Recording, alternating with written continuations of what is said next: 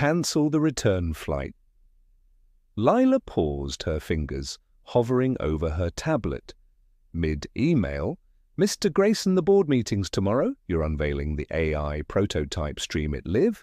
Nathan, Grayson said, his voice clipped, almost hollow. Lila's green eyes sharpened, cutting through the haze of Miami's shimmering skyline. Where are you headed? Nathan exhaled, his gaze drifting past the glass tower to the ocean. Beyond home, but home wasn't just a doty on a map. It was a locked vault of memories, a debt festering in silence, and a name he'd scrubbed from his life for 32 years. The Gulf Stream sliced through the clouds, descending from New York's concrete jungle toward Florida's sun-soaked coast.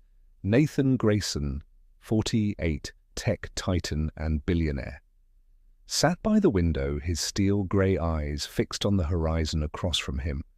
Lilac Carter, his whip, smart assistant, hammered away at her laptop, perfecting slides for a $2 billion merger in Miami, a deal that would cement Grayson Tech as the king of next-gen AI. His empire is immortality. 5 minutes to landing, the pilot's voice buzzed through the cabin.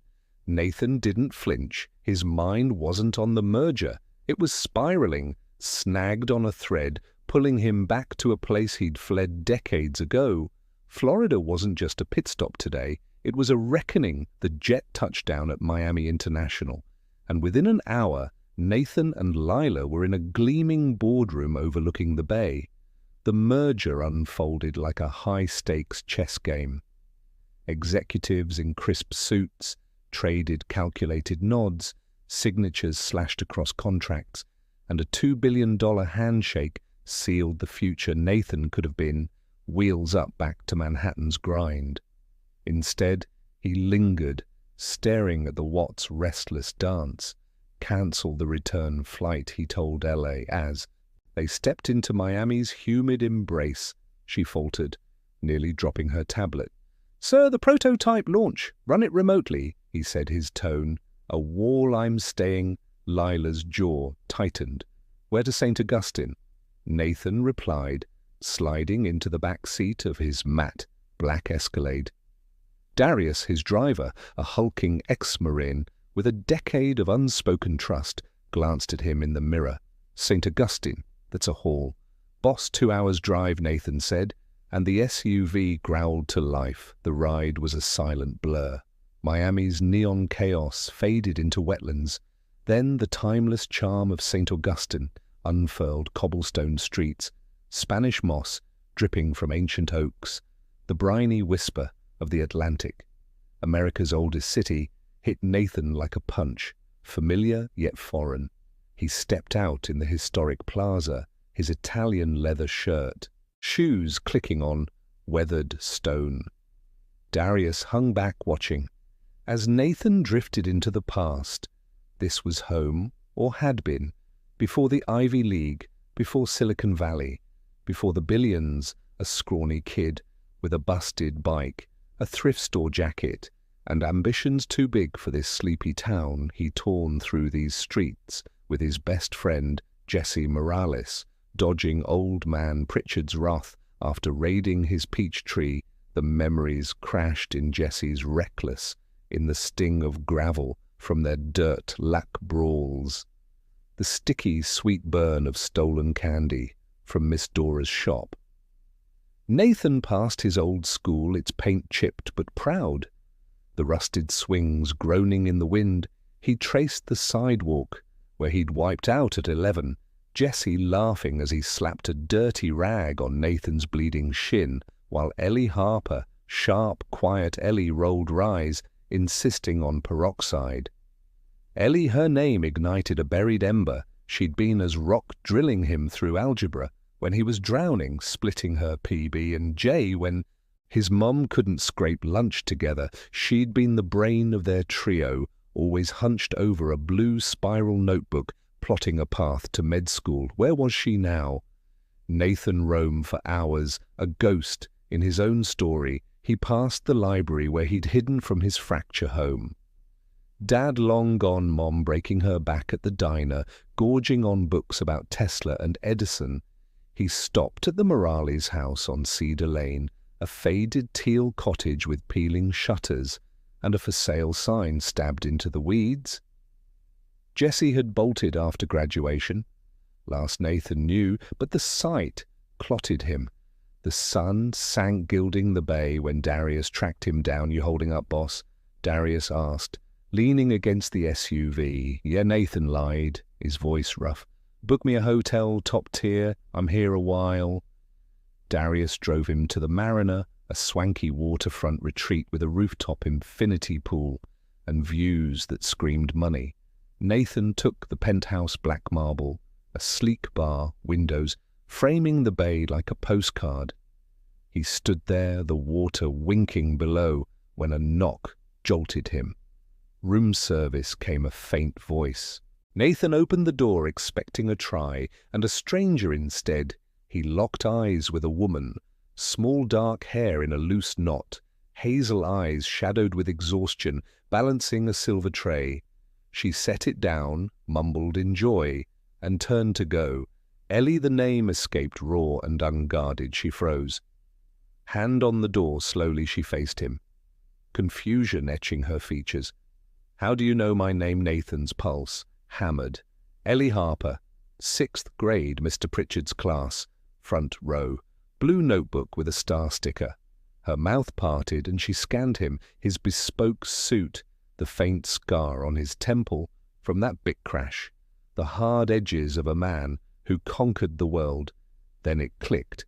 "Nathan Grayson." He nodded, a ghost of a smile breaking through. "Been a minute, you're—" She faltered, glancing at the lavish suite, then back at him. "The Nathan Grayson tech billionaire, that's me," he said, stepping aside. "Come in, please." She hesitated, gripping the tray like armor. But curiosity pulled her in. She set it down again, hands restless. "I can't rap." "My head around this, you're on magazine covers, Fortune time, and you're here, sit," he said, nodding to a plush chair. "Tell me everything. Last I saw, you were valid, Victoria material, dead set on being a doctor. What happened?" Her face darkened, and she looked away. "Life derailed me, Ellie," he said, gentler now. "What's the story?" She sighed, collapsing into the chair. "Not a fun one. My folks died when I was 18, hit by a semi-driver, was high. My sister Mia was 9. I dropped out of pre-med to raise her. No money, no options. Been white dressing ever since." Nathan's gut twisted. "I didn't know. I'm so sorry." She shrugged, but her eyes shimmered. "Mia's 19 now, applying to schools. I just keep the lights on." The silence thickened heavy with their shared history. She stood suddenly. "I've got tables, wait," Nathan said. But she was gone, a shadow, slipping through the door. Sleep evaded him that night. He paced the penthouse, the bay's dark expanse taunting him. Ellie Harper, his first ally, the girl who dragged him through fractions, who'd slipped him food when his mom was too broke to care. Stuck here, he saw her old fire, her quiet strength. She'd steadied him when his world was chaos, his dad's vanishing act, his mom's graveyard shifts now. She was drowning her. Brilliance snuffed out by fate. He snatched his phone and called, "Lila, sir." Her voice was groggy. 3 a.m., move quick," he said, "by a house in St. Augustine. Waterfront, modern loaded, and by the Mariner Hotel, done by tomorrow night." LA choked the hotel. "Nathan, that's 30 million. Make it happen." He barked and ended the call the next day. Nathan prowled the town, chasing ghosts. He hit the diner where his mom had slaved, now a trendy bistro, and spotted a grainy photo of her behind the counter. Apron-stained smile, tired. He bought it for $100, sliding it into his wallet at the library. Mrs. Conway, a silver-haired fixture, gasped when she saw him. "Nathan Grayson, the kid who lived in our biography aisle." He smirked. Guilty." She rattled off town gossip, then paused. "Ellie Harper. Still swings by with her sister. She's had it." Brutal. Nathan's stomach lurched. She's waitressing. Mrs. Conway clucked her tongue. Such a waste, she was going to save lives. He left rattled, circling back to the Morales house. The for sale sign nodded him. Jesse, brash, unstoppable Jesse. Where was he on a whim? Nathan dialed LA one more, he said. Teal Cottage on Cedar Lane. Buy it, Nathan, what the hell's happening? She snapped. Just do it. By dusk, Lila stormed into the Mariner, breathless, a binder tucked under her arm. It's done, house $4 million, 5 bedrooms, hotel $132 million, signed cottage $1,500 papers. Here, talk soon, Nathan said. Signing blind that night, Ellie brought his dinner, her guard up. She set the tray down, avoiding his eyes. Nathan blocked her path. Ellie, hold up. We need to talk. She frowned. Nathan, I can't. He thrust an envelope at her. Open it. Her hand shook as she pulled out the contents, AED to the waterfront house keys. The hotel's ownership docs, a full ride. Scholarship for Mia and the cottage deed. She collapsed onto the sofa, staring. What is this? She breathed. Yours, Nathan said, kneeling beside her. The house, the hotel. Mia shot the cottage. It's Jesse's old place for you. I can't. Tears streaked her face. This is insane. You can, he interrupted. Listen, 6th grade, my mum was behind on rent, about to lose our place. You found out, you sold your bike to cover it. Thought I didn't know. You saved me, Ellie. Her eyes widened. You knew, figured it out later. Never forgot. He paused. Voice low. There's more, she croaked. Jesse's alive, he said. Found him today. Jacksonville broke, living in a motel after his life tanked. I'm bringing him here tomorrow. The cottage is his. Ellie's. Breath caught. Jesse Morales, Jesse. Yeah, thought you'd want him back too. She clutched the envelope, sobbing. Nathan, I don't even say yes, he pressed. Let me fix this for you, for Jesse, for us. She nodded. Wrecked. Yes, thank you. The next morning, Nathan waited in the lobby. Nerves electric, a beat-up sedan rolled up, and Jesse Morales climbed out. Old Lena, his cocky grin weathered but alive. Ellie arrived minutes later, and the reunion was chaos. Tears, shouts, decades spilling out. Jesse gripped Nathan's shoulder, voice sick. You didn't have to, man had to. Nathan said they talked for hours. Jesse's life had imploded, laid off from a shipyard, wife gone, but the cottage sparked something in him, a lifeline.